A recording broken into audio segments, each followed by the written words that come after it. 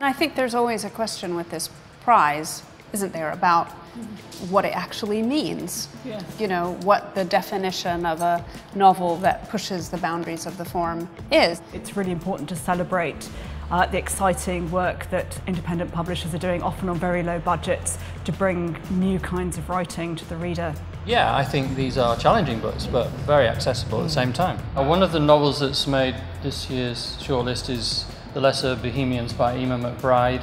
It has a 19-year-old girl from Ireland arriving in London to go to drama school and becoming involved in a relationship with a much older man. The sex in it is extraordinary. So is the quality of the writing, and it's very brave structurally, and it has a long 150-page digression, if you like, where it's spoken by the man rather than the woman's voice. So a very, very powerful novel. Like a mule bringing ice cream to the sun, by a novelist called Sarah Ladipo Manyika. She's a Nigerian-British writer, and it's her second novel, and it's about a 74-year-old Nigerian woman living in San Francisco. It looks at issues to do with aging, loneliness and dependency. Martin John by Anna Kena Schofield. She's an Irish-Canadian author currently living in Canada. It's an extraordinary tour de force of voice, using the third person to get inside both the head of someone who's committed various fairly minor but very disturbing sex crimes, his mother, the media, and there's a wonderful sliding between these varieties of language.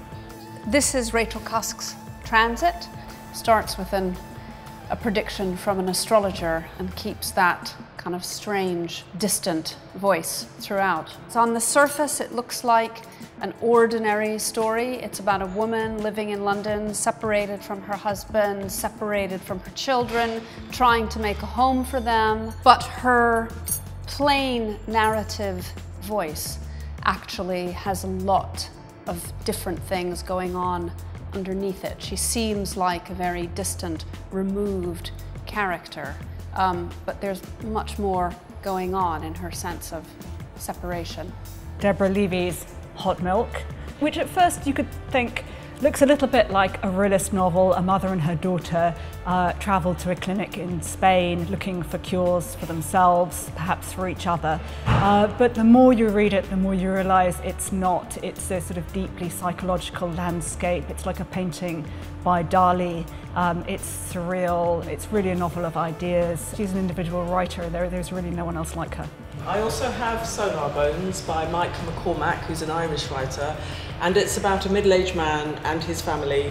And the story, I think, is made exceptional by the writing and the prose style, which is very free-flowing and allows the author to move between different moments in time and history, past to the present, as he explores his life. And I found it a really riveting read.